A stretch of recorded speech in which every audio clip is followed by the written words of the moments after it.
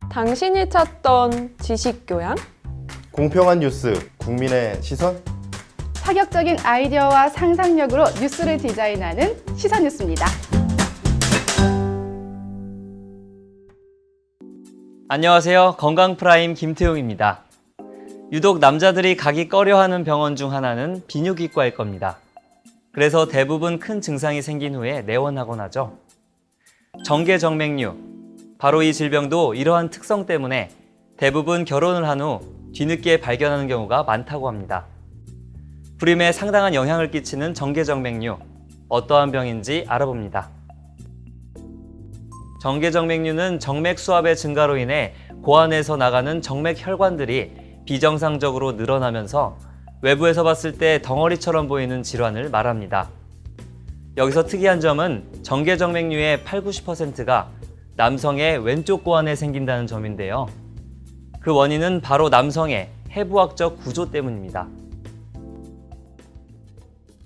오른쪽 고안의 경우 고안 정맥이 나갈 때 아래의 대정맥으로 아무 저항 없이 부드럽게 이어져 있습니다.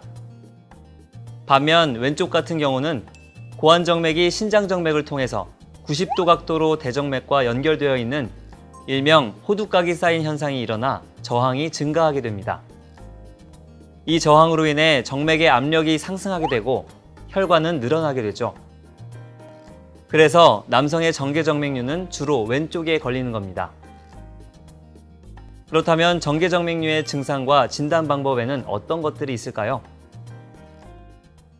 대부분은 일단 증상이 없이 이제 발견되는 경우가 많고, 성인에서는 이제 불임 때문에 오셨다가 이제 신체 검진을 통해서 알게 되는 경우가 많고, 청소년기에는 이제 육안적으로 보이는 덩어리라든가 통증이나 그 같은 쪽 고환의 위축 등으로 해서 알게 됩니다. 보통 그레이드라고 해서 1부터 3까지 이렇게 나누게 되고요. 1단계는 이제 발살바법이라고 해서 복부에 힘을 주는 상태에서 그 한쪽 그 정계정맥류가 보이는 경우를 말하게 되고, 2단계 정도에서는 이제 발살바법을 하지 않는 상태에서 서 있을 때 이제 만져지거나 관찰되는 경우, 3단계는 이제 누워 있을 때도 이게 확연히 보일 정도로 그 늘어난 정도가 심해진 경우를 말하게 됩니다. 정계정맥류에 대해 궁금한 점들 지금부터 풀어보겠습니다.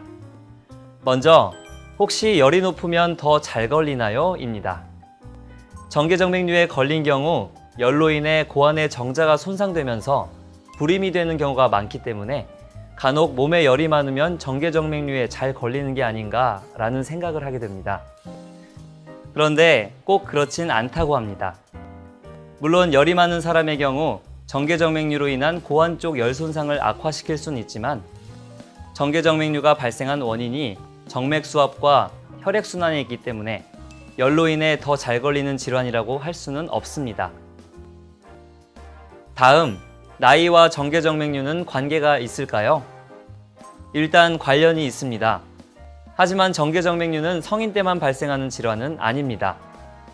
정계정맥류는 사춘기 시절 고안으로 가는 혈류량이 급격히 증가하면서 시작되는 게 일반적입니다. 경우에 따라서는 점진적으로 진행되어 성인 때 발견될 수도 있고 청소년기에 발견되는 경우도 있습니다. 따라서 사춘기 때부터 이 병에 대해 검진을 받아보시는 게 좋습니다. 세 번째, 정계정맥류가 불임에 큰 영향을 주나요? 네, 큰 영향을 줍니다. 불임 환자의 약 15에서 40%가 정계정맥류를 가지고 있다고 합니다. 정계정맥류는 궁극적으로 열로 인해 고안에 손상을 주어 정자 형성 기능을 약화시키기 때문에 불임에 많은 영향을 주고 있는 건 확실합니다. 불임이 있거나 육안으로 봤을 때에도 진단될 정도로 심하다면 정액 검사를 통해 소견을 듣고 꼭 치료를 받으시는 게 맞습니다. 그러나 통계적으로도 볼 때 정계정맥류가 있다고 해서 모두 불임이 되는 것은 아닙니다. 마지막, 수술을 하게 되면 완치가 되나요? 그렇진 않습니다. 일단 수술하게 되면 정액 검사상에 이상 소견이 있었던 분들은 대부분 호전이 됩니다. 또 불임 환자들도 4에서 50% 정도 임신이 가능해지는데, 하지만 이 치료가 영구적인 효과를 주는 것은 아닙니다. 근본적으로 남성의 해부학적 구조가 바뀐 건 아니기 때문에 나중에 다시 정맥류가 발생할 수 있습니다. 그렇다면 정계정맥류는 어떻게 치료하는지 전문가에게 알아보았습니다. 일단은 수술적 치료가 기본이고요. 절개를 해서 이제 늘어나 있는 혈관들을 결찰해서 잘라주는 겁니다. 그러니까 목적 자체가 그 고환 쪽으로 주는 열 손상을 줄여주는 게 목적이기 때문에 그쪽으로 혈류가 이렇게 좀 적게 가게 해주는 게 목표거든요.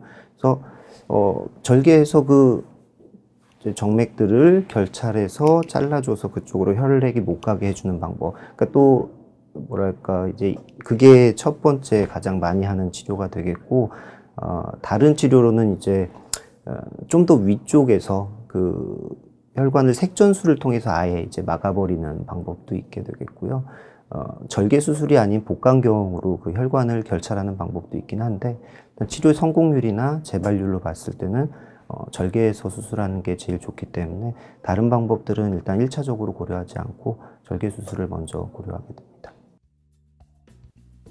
정계정맥류는 평소의 생활 습관이 중요합니다. 숨을 참고 배의 복압을 늘리는 행동은 정계정맥류를 악화시킬 수 있고, 오래 서 있는 행동은 혈액순환을 방해합니다. 그리고 뜨거운 물에 오래 들어가 있으면 열 손상을 악화시킬 수 있기 때문에 피하는 것이 좋습니다. 정계정맥류는 충분히 치료할 수 있는 질환이고, 치료를 했을 때 얻을 수 있는 이득이 확실한 질환입니다. 혹시 불임이 생겼거나 통증이 있거나 정맥류가 육안으로 보이는 등 이상 증세가 보인다면 너무 걱정하거나 부끄러워 마시고 가까운 비뇨기과를 찾아 검진받으시길 바랍니다.